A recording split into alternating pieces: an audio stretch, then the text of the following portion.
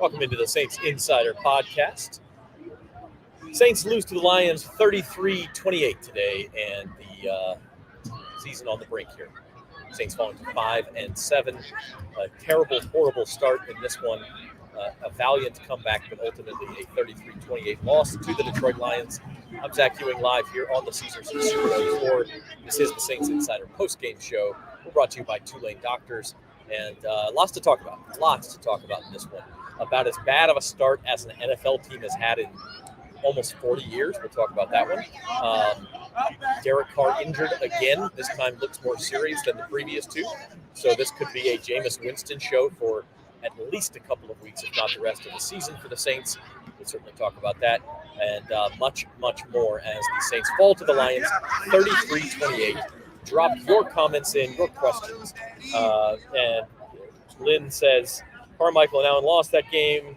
Don't play Winston on 4th and 6 via Taysom Hill. I don't know if 4th and 6 is Taysom Hill territory, but Jameis under pressure on the 4th and 6 pass throws it behind Chris Olave. Olave didn't break off his route when Jameis thought he was going to. And part of that is having your backup quarterback in the game. Stussy says the definition of insanity, trying the same thing over and over again. Saints did some different stuff today, especially in the second and third quarters. Thought offensively might have been as good as they've looked all season outside of the Indianapolis game. But like point blank, you can't fall behind 21-0 in the first quarter of a NFL game, in the first half of the first quarter of an NFL game, and expect to get some little ones running around here. Almost tripped on a mic. You can't fall behind 21-0 in the first half of the first quarter of an NFL game and expect to win the game. As well as the Saints played at times in that second and third quarter, can't do it. They do get within 24-21, give up a field goal to the Lions. It was 27-21. Had the ball back. Derek Carr fumbles on the exchange. Looked like he had the ball knocked out of his hand by James Hurst, who was the pulling guard on that play. Kind of hard to tell exactly what happened, but that was a critical turnover, and it led to ultimately what was the game-winning touchdown. Really, maybe the highlight of this game, a Jameson Williams double reverse 19-yard touchdown run. That put the Lions up 33-21. Derek Carr goes down on the next drive, actually drew a roughing the passer call that gave the Saints a first down conversion.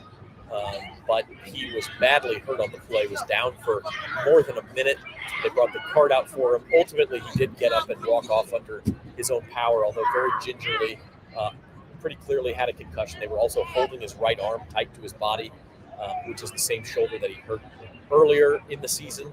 And officially, Carr left with a concussion, in concussion protocol, I should say, and also injuries to his shoulder and back. So it's ugly all the way around. You just can't fall behind 21-0 in an NFL game and expect to win that game. So anyway, Jameis Winston came in, completed that drive actually with a touchdown, kind of an assist on a lucky bounce. Ball was deflected by a Lions defender into the arms of Chris Olave. He gets down inside the 5. Saints punch it in with an Alvin Kamara touchdown. Got within 33-28 and got the ball back. Drove as far as the Lions' 40-yard line, but that's where the 4th and 6 that Lynn was talking about comes in. They fail on that 4th and 6, and the Lions able to run the final 3 minutes off the clock. So this is the Saints Insider Postgame Show. We're brought to you by Tulane Doctors, live from the Caesars Superdome. Lions win it 33-28. Saints are now 5-7. Atlanta Falcons won in New Jersey today. They beat the New York Jets, and so the Saints now trail the Falcons by a game in the NFC South. The Falcons 6-6, Saints 5-7. Still 5 weeks to go, but I mean, ultimately, you've got to ask yourself, for the Saints, what can they show in these 5 weeks that they have not shown for 13 weeks? It's been ugly. That first quarter was as bad as it gets. Defense was getting gashed. Offense was going nowhere. Turned the ball over. Derek Carr threw an interception. Not really his fault. The ball was right in Juwan Johnson's hands, and he dropped it, and it bounced into the hands of a Lions defender. But on the same play, Derek Carr had A.T. Perry wide open and decided not to go for it. Checked it down to Juwan Johnson instead, and that led to all the trouble. So, hard to say that Carr shouldn't have thrown that ball, but he probably should have hit Perry instead. And, that's a different first quarter than as it is. Lions became the first team in the NFL since 1987 1987. So that's 36 years. The first team to score 3 offensive touchdowns in the first 7 minutes of a game. That's how bad that start was for the Saints. And after that, look, they outscored the Lions 28-12 from that point on. Played a really good game, one of their best three-quarter stretches of the season. But you can't. Again, the start is everything in this one. Saints fall behind 21-0. Lions played it differently.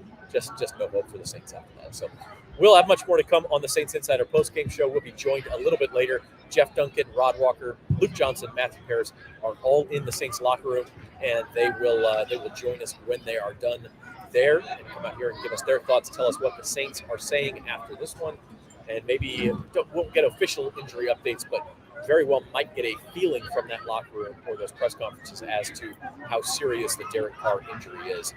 So we will get all those updates. We'll go through some of the stats and other scores around the NFL right after this on the Saints Insider Postgame Show.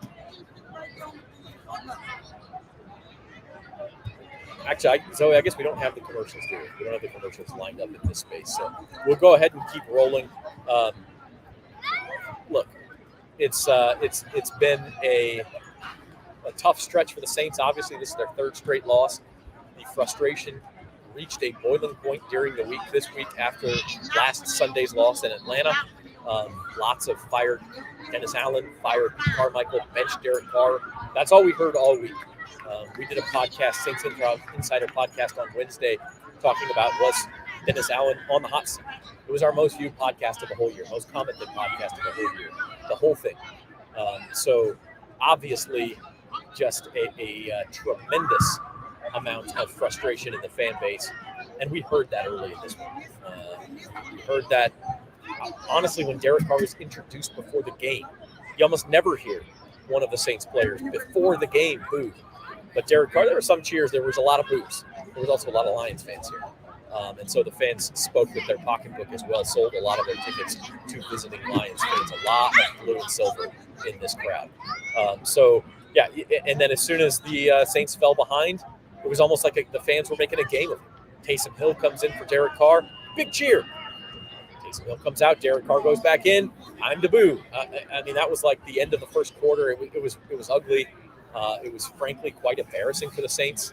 Now, as I said, they acquitted themselves pretty well over the last 3 quarters of this game. Showed some heart, got back into it. Derek Carr leaves with the injury. They keep on going. Had a chance to, which quite frankly would have been one of the most unlikely, just surprise, where did that come victories in the history of the New Orleans Saints if they had pulled it off.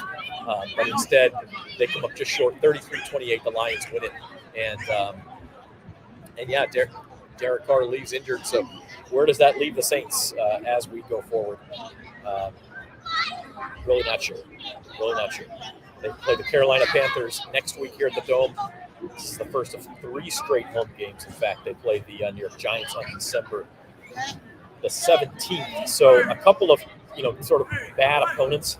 Like you got the 1-10 Panthers next week. They're playing the Bucs right now. Could be 1-11.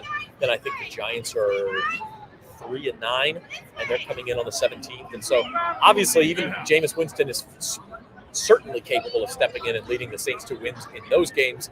And if you do it, you're 7-7. The Falcons, can't really expect them to keep winning, so they'll probably drop a game at some point, and maybe you're back even with the Atlanta Falcons after Week 15 if you can win those 2 games. But I mean, I don't know how many of you even want to hear that, if I'm being honest. You can leave it in the comments, but I just don't know how many people even want to hear, hey, they're there and the Saints could still do this. They can still win the division, because it's just frustration piled on top of frustration, at this point. And today it was the first quarter. 6 minutes and 45 seconds into the game, it was Lions 21, Saints nothing. And the only thing the Saints fans could do was like play the game where they boo Derek Carr when he comes onto the field. Now, once the Saints got rolling, Derek Carr on their first touchdown drive actually had some brilliant throws. He threw a touchdown pass to Jimmy Graham to end that drive. And listen, everybody's been asking me, where's Jimmy Graham? And we've been saying Jimmy Graham's not, no longer capable of helping this team. Dennis Allen, Pete Carmichael might have gotten that wrong. I don't know that Jimmy Graham is going to play more than, half a dozen snaps a game. But if you put that guy in when you have the ball inside the 5-yard line or inside the 10-yard line, he's a difference maker in the red zone. And as a defense, you have to account for him. He caught the touchdown pass. But before that on that drive, Derek had maybe his best throw of the season, or one of his best, on like a 3rd and 15, 3rd and 16. He stepped up in the pocket, avoided the rush, and hit A.T. Perry for a 30-yard gain. Just throwing a frozen rope into a window, and A.T. Perry makes the catch. Then he got, I think, Foster Morrow for another nice play to get it inside the 10, and then hits Jimmy Graham for the touchdown. Made it 21-7. It was 24-7 Lions at halftime, and it sort of felt like the game was over. But the Saints come out. They have another nice touchdown drive to start the second half, and made it 24-14. Then got the ball back and scored again to make it 24-21 on a Taysom Hill touchdown run. And at that point, the Dome was really rocking. I mean, that was as excited as I've seen this place since week 1 against the Titans, possibly, even going back to a couple of years ago. I mean, it was really rocking in here. They do, again, give up the field goal to the Lions at that point, but it's 27-21. Saints have a chance. Then you have the Derek Carr fumble. You give up the touchdown. Then you have Derek Carr's injury. You get a touchdown, and the Dome gets rocking again, but ultimately just – the Lions are 9-3. You are not going to outplay them by 21 points for 3 quarters. It just was not going to happen. Let's see if we can get some comments here and read some of those without our commercials today, unfortunately. Let's see. Why do we keep Winston? Not totally sure I understand that comment. Jameis Winston, I mean, obviously, is one of the best backup quarterbacks in the NFL. He's a good guy to have lead a comeback.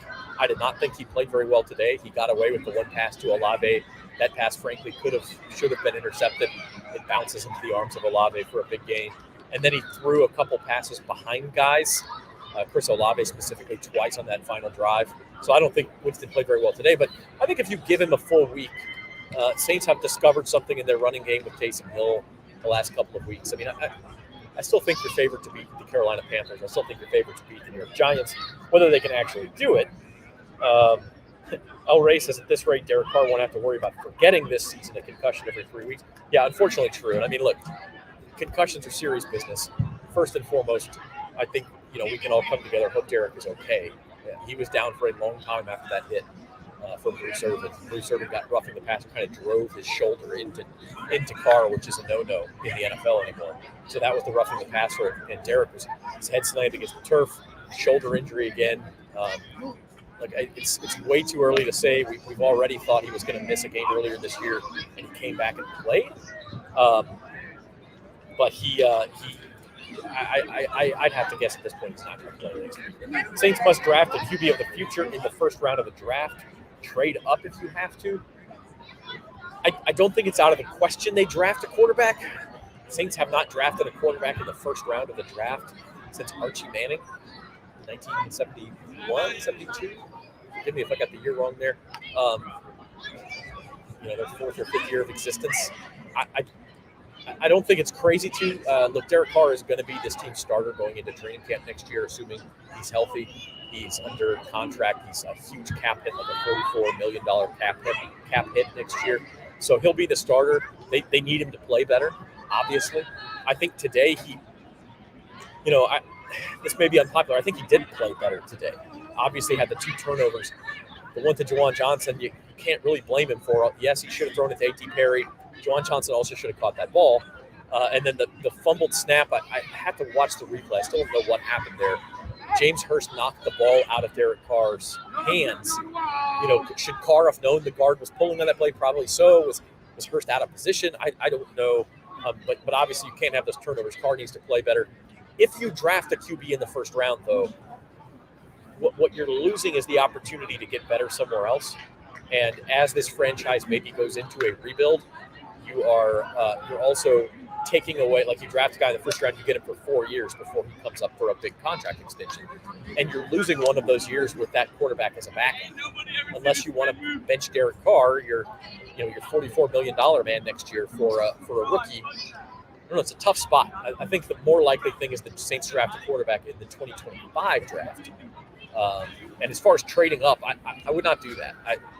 Again, you're entering what's most likely a rebuilding phase for this franchise. At some point, they have to face facts. It's a rebuilding phase coming up. They may win the division this year, but the roster is aging. The rest of the division is not going to get any worse. And there's definitely a chance that this is a rebuilding thing. And so if that's the case, do you want to give up assets? You want to give up future draft picks to trade up? I don't think you do.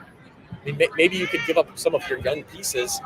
But to get up in the first round, you have to give up good players. I mean, we're talking like, I don't know that Alvin Kamara even anymore. He's aging. Is he enough to move up in the first round? I don't think he is. I think you're talking about more like Chris Olave, Brian Brzee, that type of player who's still under team control, still on rookie contracts for a few years. If you really want to move up significantly in the first round, or you're talking about giving up first round picks in future years, in 2025 and 2026, and I don't think you do that either because. Look, there's a pretty good chance the Saints are picking pretty high in 2025. You don't want to give up that first round pick. That's when you may get your quarterback of the future. The Saints may be picking top 10. So we'll see. We'll see who's available. We'll see where the Saints are picking. All of those things. I think the focus needs to stay kind of here and now. And that's like, are the Saints going to be able to beat Carolina and New York and get to 7-7 and keep this season alive heading into the final 3 weeks, which are on the road in LA, on the road in Tampa Bay, and then home in Week 18 for the Falcons in a game that very well could decide the NFC South. So trade up in the draft. I'm not there yet. I could certainly get there. Not there yet. Brian says, how about not getting down by 3 touchdowns? Exactly. Can't do it. You are not going to win games trailing 21-0 in the NFL. Certainly not against good teams. It's happened before. It certainly doesn't happen very often. It looked for a minute like the Saints actually had a chance, and as I said, that would have been one of the most unlikely results in this franchise's history. 55 years, 56 years would have been right up there with the most unlikely victories imaginable. So, anyway, Saints Insider Postgame Show is brought to you by Tulane Doctors. Let's see. Rod Walker is here. He's going to step in, and we'll talk to him about the Saints locker room. Rod, coming from the locker room, obviously Saints, I don't know, they showed heart. I feel like the kid at the Miami Heat game where he says, good job, nice effort to the guys. Is that what's the attitude like in that locker room? Yeah, I mean, the guys are actually disappointed. I think that this game did end the way the Saints needed it to, though. I mean, they needed something good to happen because they were down 21-0, 7 minutes into the game. Kind of felt like, you know what, these guys are quit this season. I think they fought some fight. And, Dennis Allen said that's his message to them. You need to quit, go in the right time, and fight back. I mean, you have to be prepared for fighting back. And this is, we kind of talked about on the podcast, this is one of the best teams they've played this season. At least one of them in the conversation. They don't play anybody as good as Ryan the rest of the game. So, I mean, that's some positives to take out of it. We're 5-7 right now. Nobody in the locker room back at 5-7. No doubt about it. And I think, as I was just telling our audience, like, I don't think anybody wants to hear the positives, but at the very least, the Saints have not quit. And there's reason to tune in next week, I guess. But this one, that start was as bad as you'll ever see in the NFL. Yeah, not just on the field. I mean, their cars getting booed every time he runs onto the field. Cheering every time he runs off the field and Tyson comes onto the field. So, I'm with New Orleans in 2013. I should never seen a ball like that. People who covered it, Saints back in the day, they witnessed that before. I've never seen it. The Saints were able to drive the news for a little while. Yeah, I mean, I was saying, beginning of the fourth quarter, this place was as loud as it's been in 2 or 3 years. Yeah, it was. I mean, there were a bunch of Detroit Lions fans here. I mean, they had this entire lower section over here full, it seemed like. But by the time the game was over, the Saints sort of won down on the crowd, which is still a lot of question marks there. Yeah, we've been through this before. No official injury updates after the game. But did you get a sense Derek Carr is this a long-term thing now? This seemed more serious than the first 2 times he got there. I mean, just the fact that this is a second concussion in 3 weeks, I think it is. Yeah, a back injury, a shoulder injury. It just seems like a lot. I'd be shocked if he's able to come back and play again next week. At this point in the season, like, we even need to. I mean, we're playing Carolina. Just me, I probably rest Carl, even if he is well. You can't beat Carolina with Jameis. I mean, probably got some bigger problems. Time to pack it up at that point. So Saints 5-7, they host the Panthers next week. How do you rate Derek Carr's play? I was struggling with that a bit myself before he left. I don't have the final numbers, but I thought he was pretty solid. I mean, toward the end, though, he had the fumble when James Hurst kind of bumped into him and he was trying to pull on that play. He had a sack where I thought he held the ball too long. The very next play was a sack when he got hurt. So, I mean, it was probably one of his better performances as far as completions and scoring touchdowns. His team was struggling. They did find the end zone a couple times. Jimmy Graham scored a touchdown. So, definitely better than Carson. I mean, this is one of those games where some of the things that happened in it would have really fired this fan base back up had they been able to win the game.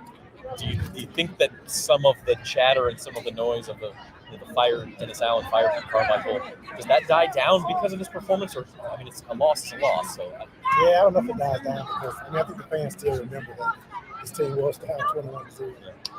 So I don't know. It won't pick up. I don't think this week. It probably kind of stay even. It's at a fever pitch already. So like once you're boiling, I don't know. Right, you can't boil anymore. Right? I don't know how much hotter you get than that. So other takeaways, what was the problem in that first half of that first quarter in your eyes? I mean, just besides everything, if you could pinpoint something, I mean, the Lions averaged, I think, 12 yards a play in that stretch, and the Saints could do nothing, and then Juwan Johnson drops the ball, and on the same play, Derek Carr misses an open A.T. Perry. I mean, it was just it really did look like they'd quit. Yeah, it was bad, man. Like, Tyrann Mathieu, we asked him about the defensive struggles earlier, which is something we've talked about in the last 2 weeks. He said it's always just either miscommunication or mistake. And that's the case on the other side. As far as the defense side. On the offense, Carr misses a wide open A.T. Perry. But Juwan still has to catch that ball. Yeah. He doesn't. Just kind of what happens to the Saints. I mean, just bad things. They get back within the 24-21, allow a field goal to the Lions. It's still 27-21, and they get the ball back. I mean, that was just the moment for me where it was like Taysom Hill's fumble last week in Atlanta, where you're going, man, this team just cannot sustain success. Just a crucial fumble at a crucial time. Yeah, Luke and I were kind of talking about the game because I predicted a blowout. It looked like it was headed for a blowout. And then the Saints get back in it, so I'm like, okay, Saints may find a way to win. And Luke was like, they're going to find a way to lose. He was right. I mean, just something always goes wrong to this team. Like we've said time and time again, yeah, for a while there under Sean Payton and Drew Brees, the Saints found a way to win these games, especially at the Dome. This year, last year, they're finding a way to lose these games. So that's pretty much where we're at. Our thanks to Rod Walker, Times-Picayune columnist. You can read his column on NOLA.com tomorrow, or it'll be in Tuesday mornings. Times-Picayune, he's actually got kind of the follow column. So you get to digest this thing for 24 hours. Any idea what you may be writing about today? I don't. I did talk to a lot of players just about their reaction to the atmosphere. They almost feel like they all seem to feel like they understand. First of all, they understand why the crowd is doing. They understand it's up to them to stop the crowd from doing. And the only way you can do that is win. So they know that it's on their shoulders to do that. Can they do it? The time is running. All right, Rod, thank you. We appreciate you, and we'll be joined here shortly by Luke Johnson, Matthew Harris, and Jeff Duncan. That's the other guy. We got no commercial breaks today, so just go ahead and set that down, Rod, and we'll let you get to work. Do want to remind you that this season's post-game coverage is brought to you by Tulane Doctors. When it comes to healthcare, choose a partner that sets the standard. Tulane Doctors are bringing the medicine of tomorrow to the Gulf South today. Find your physician at TulaneDoctors.com. So Lions win this one 33-28. We'll await the other guys from the locker room. Our thanks to Rod Walker for stopping by. Go through some stats here as we pull this up. By the way, the Philadelphia Eagles have first blood against the San Francisco 49ers, and that game is 6-0 for the Eagles. Bucs lead the Panthers 7-3. Of course, the most meaningful game in the early window would be, besides the Saints, would be the Falcons beating the Jets 13-8 in a game about as ugly as you could have imagined. The Falcons get it done 13-8, and so they now have a full game lead on the Saints. As for the Saints, they actually outgained the Lions. It's funny. It's another one of these games they lose despite outgaining their opponent. This one, obviously, a little bit different. They were chasing the game so much. But they finished with 362 total yards. Lions finished at 347. On an individual level, Derek Carr was 17 of 22 for 226 yards, 1 touchdown, 1 interception. He was sacked twice. Pretty good rating, an average of 10.3 yards per attempt, a great completion percentage. Obviously, the interception, you hate to see. That wasn't Derek's fault. Could he have hit A.T. Perry on that play? Yes. Then his numbers would have been phenomenal. Then you make him 18 of 22 and more yards, and maybe the Saints win this game. I mean, so it's not perfect, but it may have been the best game that he had played this year, or close to it, along with the game in Indianapolis. Jameis Winston came in, and he was 2 of 5 for 41 yards, and a lot of that came on that play to Chris Olave, where Olave catches the ball off of the deflection. Let's see. That was that was a 30-yard pass right there. So that 30-yard kind of lucky pass for Jameis Winston, 30 of his 41 yards. He completed only one other pass for 11 yards. So not a great day. Obviously, he didn't throw a lot of passes. The 2 big ones were the ones that were slightly behind Olave on that last drive. Winston was under pressure on both. I think Jameis will be fine. He's still one of the better backup quarterbacks in the league. And the Saints should be favored to beat Carolina with Jameis Winston. On the rushing side, Taysom Hill, 13 carries for 59 yards and a touchdown. Alvin Kamara, 14 carries, 51 yards, and 2 touchdowns. He also caught 6 passes for 58 yards. So great day for Alvin Kamara fantasy owners, at least. It's not great. Not great. Saints lose 33-28. And now on the Saints Insider Postgame Show, we'll be joined by Luke Johnson, beat writer for the Times-Picayune, NOLA.com. Luke, fresh from the locker room. What have you got for us? Well, I think the Saints team is weirdly frustrated, but at the same time encouraged by the way they came back in this game. Obviously, they're disappointed with the loss, but they did make things interesting against one of the NFL's better teams, I think. So they're encouraged by that. It's really tough to square that encouragement with the fact that this is really the 4th or 5th time the Saints have played this exact game this year. Yeah. They get the big hole, and they make things interestingly, not able to pull it out. So, it was a weird atmosphere in the Dome today. A weird atmosphere in the post-game locker room. I think they're. I don't know the right way to put that. Yeah, I mean, if you had taken the temperature of this place after the first quarter, or maybe even more accurately, like the 7-minute mark. Temperature, it felt like the building was about to burn down. So temperature was sky hot.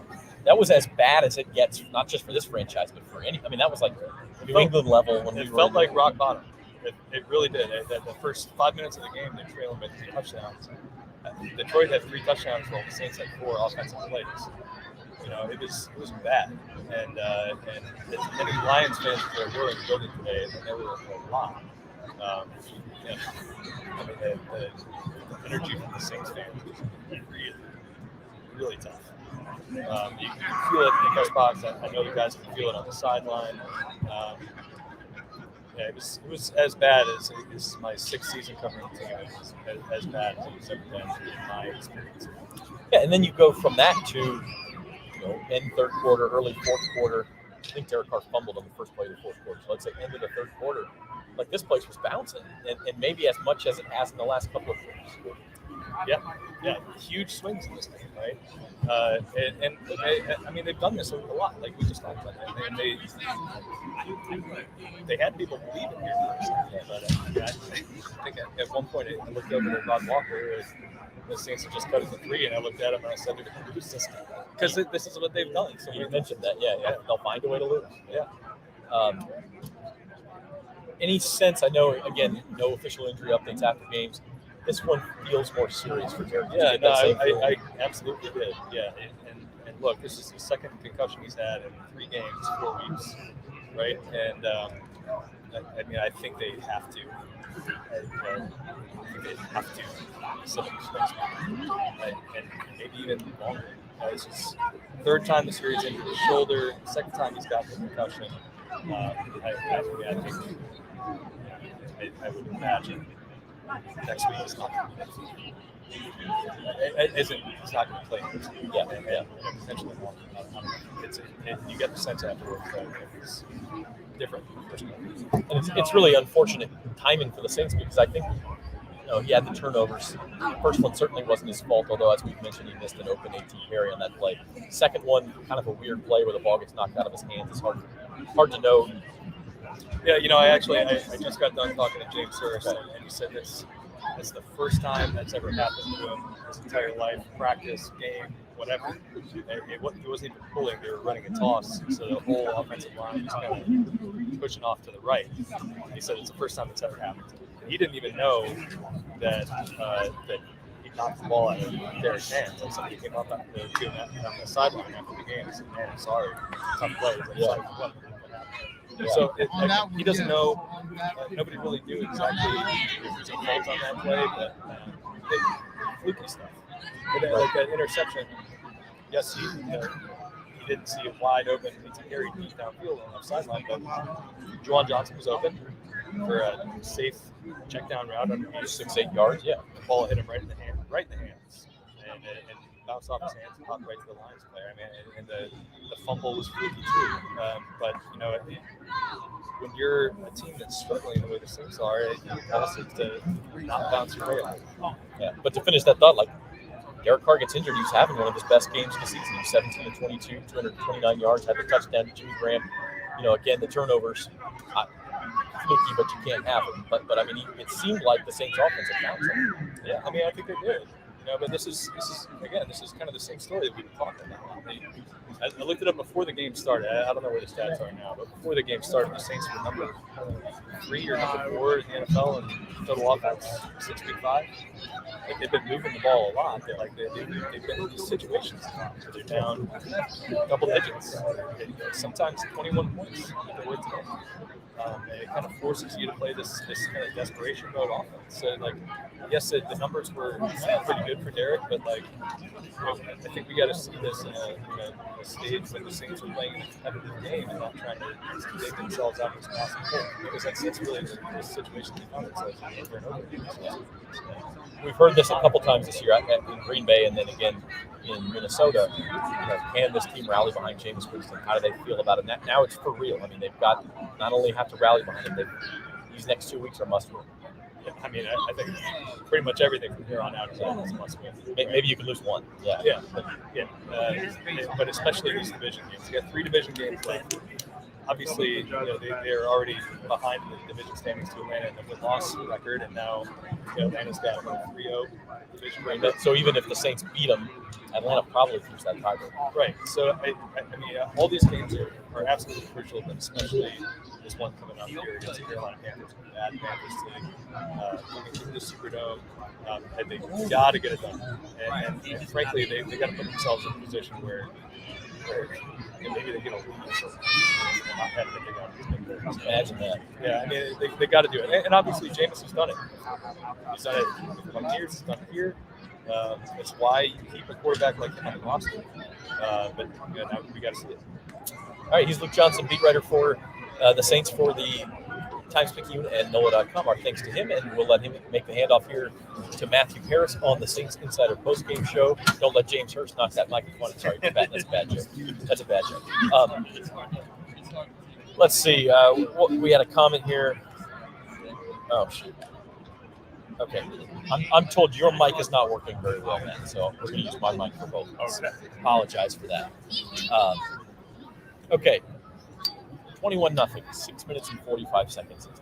Literally a historical poor start for the season. Right, it was the first time since 1986 that the team had trailed by 21, apparently that fast, and everything went off the rails from that interception where I heard you and Luke talking. I actually think it was more on Derek Carr. Not seeing A.T. Perry there was a really costly mistake. Got Michael Thomas to go off a little bit on Twitter about it, but having that, and then the Lions needed 3 plays for each of their for their drives, the 14 and the 21. 3 plays. That's terrible. Like, as much as the team afterward talked about, oh, we're so resilient. Well, like, this is a multi-week problem at this point for them now, and it's gotten pretty ugly. And I was a little bit more surprised that they weren't as frustrated that these problems had happened. Yeah, I mean, I was too. I thought Luke said, they hit rock bottom and now they're kind of on the way back up. It's week 13, man. Like, if you're on the way back up now, it's too late. Well, I mean, you do look at the division. They have 2 winnable games here. Maybe they're keeping that context. Like, they're not. I don't think this is rock bottom for them. I think if they lose to the Panthers next week, that would be rock bottom. But it is certainly like it's. I think I described it as maybe a crossroads in my story or something like that. It's definitely like it's go time. It has been go time, and yet they aren't going very much. Yeah, for a team to be in this desperate of a situation and to lay that big of an egg at the beginning of the game is unbelievable. You've covered the Washington football franchise for several years. Did it ever get this bad where you had teams like booing the quarterback every time he came onto the field and then cheering when he came off? Yeah, it's a weekly occurrence almost. But no, there was a game last year with Carson Wentz. They needed it was like a must-win for them to get into the playoffs, and Carson Wentz completely laid an egg. And at one point, Montez Sweat, who's a defensive end for Washington at the time, he did this to silence the crowd to try and stop because he could tell it was really affecting Wentz. And that is a difference I've noticed here. Is I don't think it affects Carr as much as maybe it would other quarterbacks, but it's relentless here. That's surprising. Yeah, that's for sure. However, as I've said to the other guys, by the time the third quarter ended, this place was kind of hopping. I mean, it actually felt like the Saints had the momentum to the point where they may actually pull off what would have been one of the NFL's all-time comebacks. Yeah, I mean, the defense was playing a lot better. They were cracking down. The really noticeable shift for the defense was they took away that Detroit running game. They had 105 yards allowed in the first half. I think even after that Jamison Williams run, it was 19 yards. Anyway. Well, this is where that chain gang guy was, by the way. So this is like an unlucky part of it. Oh, God. I'm sure my legs are okay. Yeah. But, no, I was saying that I think that they cracked down on the run defense a little bit better. That got them back into the game. Detroit wasn't as effective. And but still, you really needed that timely stop. And for 2 weeks in a row, Atlanta did the same thing. They really didn't make that stop and happen. Yeah, no doubt about it. And then the Saints fail on 4th and 6. Jameis throws the ball. He's under pressure. Throws the ball behind Olave, and then they can't get off the field at the end of the game. So in the end, it goes into the books as another loss. Moving forward, did you get the sense that obviously the Saints have to quit. You don't make a comeback like that if you have. What's the confidence level like, though? It's got to be pretty low, even especially Jameis Winston in the game. I mean, even with Carolina coming into town, this is an intense situation. Yeah, I really think it kind of matters what happens to Derek Carr now. How hurt is he? I mean, Jameis Winston, I think, give him credit for how he's able to come into relief of these games. I thought he played better than he did the Minnesota game a few weeks ago. But even then, there's a reason. Keep saying that there's a reason that why Jameis Winston doesn't have a starting job. I don't think there'd be a ton of confidence in the world in him. Maybe to do a spot start or two, but this year they've invested so much in Derek Carr that they wanted to see whether he was the answer or at least good enough to keep going with next season. They're cap-wise invested in him, but maybe if it kept falling off the rails, he would look at drafting a quarterback or something like that. But it's go time here, and it's really it's almost hitting the panic mode. Like I said, the Carolina game is really a big one for them next week. Yeah, I think we toss around must-win too much in the NFL, but that's a must-win. This is a must-win. You don't want to lose to 1-10 Carolina. So we will move on and have Jeff Duncan come in to wrap up the show with us. Matthew, thanks for stopping by and go finish that game story. I don't know how you organized that. That was a bit of a mess, so I need to go clean it up. All right, that's Matt Harris. Thanks to him, and we will have Jeff Duncan on to finish the show here in just a minute. Saints Insider Postgame Show is brought to you by Tulane Doctors. What else have we got here? Ask Gail why Lewis and Allen and Carmichael on fire. Not the way the Saints operate, but we could get there. So, Jeff, that mic's not working, so we're just going to leave that one be. Yeah, we'll go with one. It's live TV. Audible. What do you even have to say about that? Well, obviously it's a tough loss, but 3 in a row. What I keep thinking of is the bigger picture, Zach, and that is 3 or 4 weeks ago when they were getting ready to go on this stretch, 3 games against Minnesota, Atlanta, Detroit. I said, this 3-game stretch is going to tell us a lot about this team because they've been playing some inferior competition. This was finally going to get tough on them, and they go 0-3. And I know that they've lost a lot of close games, but to me, it's a lot of kind of fool's gold behind the whole game and playing catch up. I think you can be deluded into thinking you're right there. That's a loser's mentality. I've seen it a lot before. To me, this team's got so many problems: the attention to detail, the discipline, all the things that go in, the intangibles. They have the physical talent to be a winning team, but they don't have all the other things that you have to do at this level. It's so competitive to win. And we see that there's just enough dysfunction, just enough mistakes, just too many mistakes that lead to where we're at right now with this team being 5-7. And I look, they did fight back. I was actually impressed that they actually were able to make a game of it. It's pretty clear they haven't given up, quit on Dennis Allen or the coaching staff. I think that's pretty evident. But they still, I think, in such a hole right now. I don't know where they go from here. Speaking of holes, that first 7 minutes of this game, you've been around the NFL for a long time. That was as bad of a 7 minutes as it's like that you could even imagine. I mean, there was a turnover, but it wasn't like it was pick six, kickoff return, that type. I mean, they just couldn't stop anybody and couldn't move the ball. Yeah, and they talked all week about starting fast. It was preached from the players, coaches, all talked about it.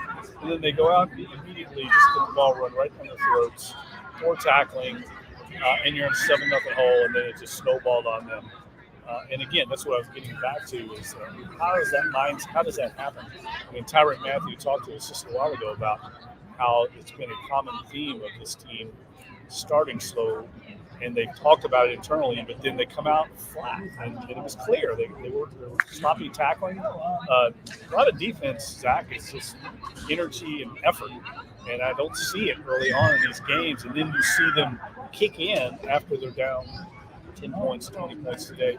To me, again, it's a losing cycle that they're in. I don't know how they get out. Well, now the guy who they rely on, at least in large part, to get him out of it is James Winston.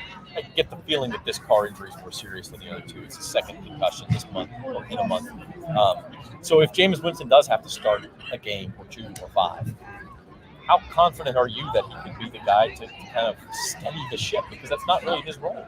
No, look, I mean, Jameis Winston is kind of what he is. I mean, he's a talented passer, capable of making spectacular plays. I think it's the consistency that he's lacked. We saw a little of that again today. But I would say he's going to come in and try to right the ship. It's a good time to do it. We've got the Panthers and Giants, 2 of the worst teams in the league, back-to-back. Maybe you can have some success there, build a little confidence, get back to 500, and then see where it takes you down the stretch. But right now, I think the fan base will welcome it. I mean, I'm sure they're not happy that they're hurt, but I think right now they just welcome any kind of change, any kind of spark to this offense because it's been such a struggle. Now, there was some signs of progress today. At the red zone, I think they were 4 for 4. Really kind of that extra work that they put in last week paid off for them. But Jameis Winston taking over this offense, maybe they get Rashid back, maybe get some weapons back, maybe start to build some momentum offensively for the home stretch run. If it doesn't go well, they should lose to Carolina or the Giants. And we've sort of said, hey, the Saints' MO is not to fire coaches. They're certainly not going to do it mid-season. But how hot can it get for Dennis Allen if it doesn't turn? I think it can get hot. I mean, I think today was an eye-opener. The fans clearly sold a lot of their tickets. The stadium, the lower bowl in particular, was dominated by Detroit Lions fans. The atmosphere in the dome was ugly at times, and that will definitely be noticeable to management and ownership. I did not think going into today that he might be in trouble after just 2 seasons, but I leave today feeling like it's a definite possibility, especially if things go south. Backs against the wall for the Saints. That's where we leave you here on the Saints Insider Postgame Show. Lions 33, Saints 28. A poor start, not enough in the comeback, and the Saints fall to 5-7. Thanks to Warren Bell behind the camera, Zoe Collins-Rath, our producer, and to Rod Walker, Luke Johnson, Matthew Harris, and Jeff Duncan for stopping by. I'm Zach Ewing. This has been the Saints Insider Postgame Show. Join us on Wednesday for the regular Saints Insider podcast. We'll talk James Winston, Derek Carr, Pete Carmichael, Dennis Allen. We'll talk it all and more on the same YouTube channel.